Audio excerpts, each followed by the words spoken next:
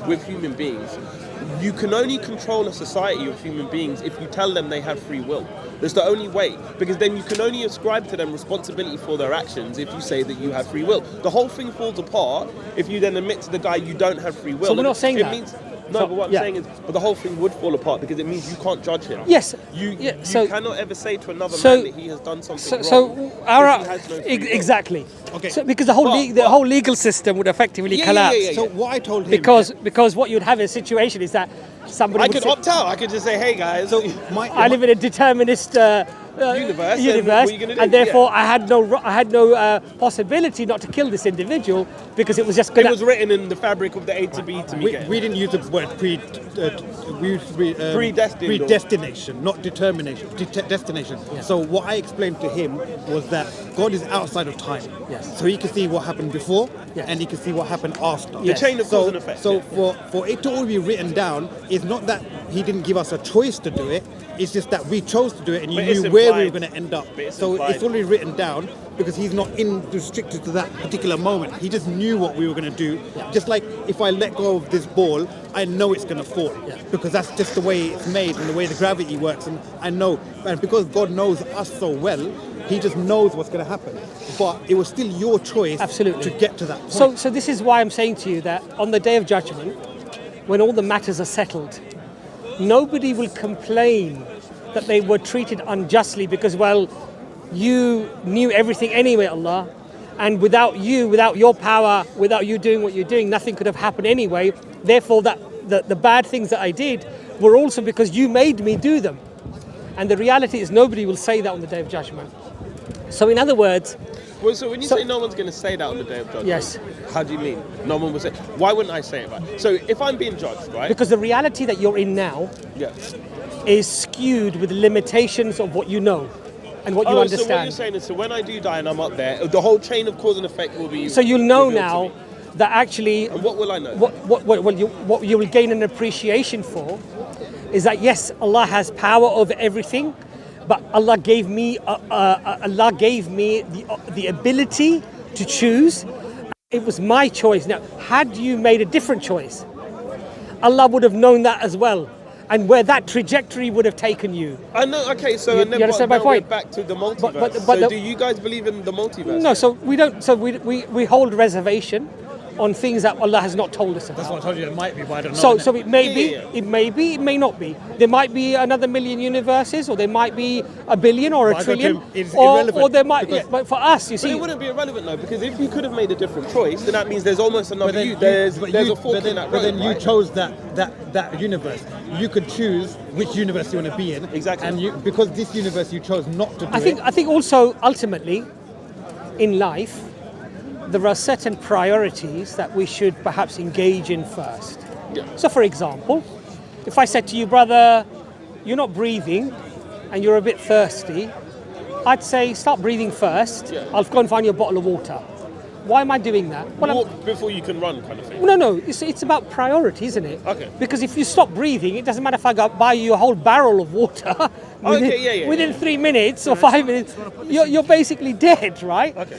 Now, so for a human being, what are the most difficult, or not difficult, but the most, let's say, profound questions? Is it about predestiny? Is it how this mechanism works?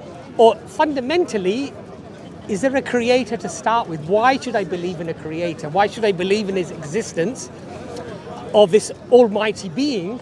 Because if that does not exist, all of this is irrelevant anyway. No, but that question, the question that we're talking about now is the fundamental question. So what I'm asking you is that, do you believe in a creator that created everything? What's your position on that? Oh, okay, all right. Do I believe in the creator? I believe that, like what I was saying to him earlier, I do believe that there is a higher entity, in the sense that there would be an entity that might understand things more than us. Right. I don't believe in it in the sense of a religion. Right. Because it would be a contradiction to me. Right? Okay. Because I think, like in the same way that you say a cat's not going to understand our mathematics, right? In the same way you said, we're not going to be able to understand an infinite being, right? And so we've kind of write our books, whether they're Bibles, Torahs, Qurans, where we kind of say that we've figured it out, but I don't think we ever can, right? That's a particular group of men at a particular group of time. So I think when the Quran was written, say 500, 1500 years ago, yes, I think at that time they had a level of understanding that they thought they could capture what they think the actual world is, right? So could it be that a creator exists? It could be, okay. So let me rephrase. I believe in a creator, but not in the sense of there's a design. Organized religion. Okay.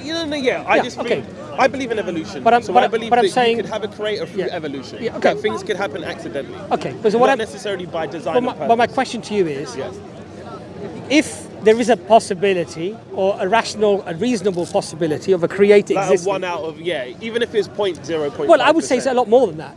Because if you look at the universe, clearly I think you believe that the universe exists, right? Yeah. I believe he believes that the universe exists. It has to have an explanation of where it came from. Now that explanation can be a material explanation, or it can be an immaterial explanation. Yeah. If it's a material explanation, then it requires an explanation. Okay. And you can't have...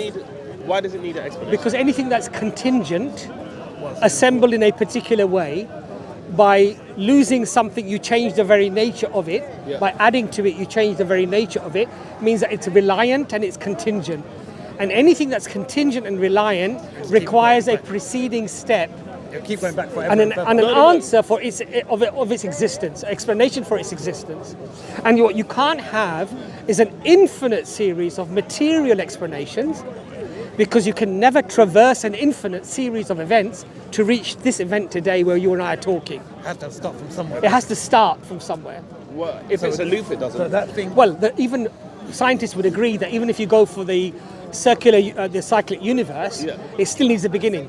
Something had to be because the universe is contingent. And it requires an explanation because it's contingent and reliant upon. So if you assemble it differently, if the strong and weak nuclear forces were slightly different, you don't get chemistry. You don't get biology. You don't get human life. You don't get any life on Earth. So what I'm saying is that requires an explanation. Now, but then that very theory, if you hold that, why doesn't that hold for God then? Because why does God get to be the one thing that doesn't have a beginning? Because ultimately you need something that is the necessary existence. The necessary beginning of... Necessary existence that everything else relies upon for its existence. But now you're also trapped in an infinite loop. Because why does that first thing not need... I'll explain that to you. Its foundation. I'll explain that. What you're saying is the world needs a foundation. Something has to exist without it coming into existence. It has to have always been that way. And I'm agreeing. Now, whether you say it's a material something or an immaterial something, it has to, by necessity, you have to have the necessary existence. Now, if you say a material existence, is this material existence powerful? Is it powerful? What does that mean? Does it have power? Because this universe has trillions of more stars than grains of sand on Earth. So when you say so it has to have immense power to give birth to something that's so powerful, right? Okay, but what you're almost saying to me is that if you have a material existence that is infinite, then it's problematic, right?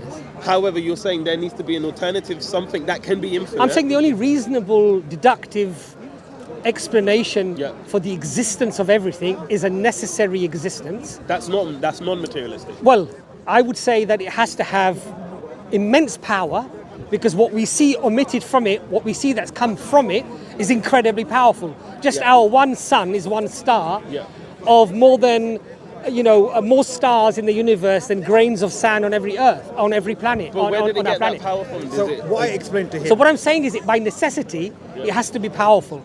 No, okay, and let's say we've agreed. So let's say you could have a multiverse that has an infinite amount of black holes in it, and it's accumulated all this power, right?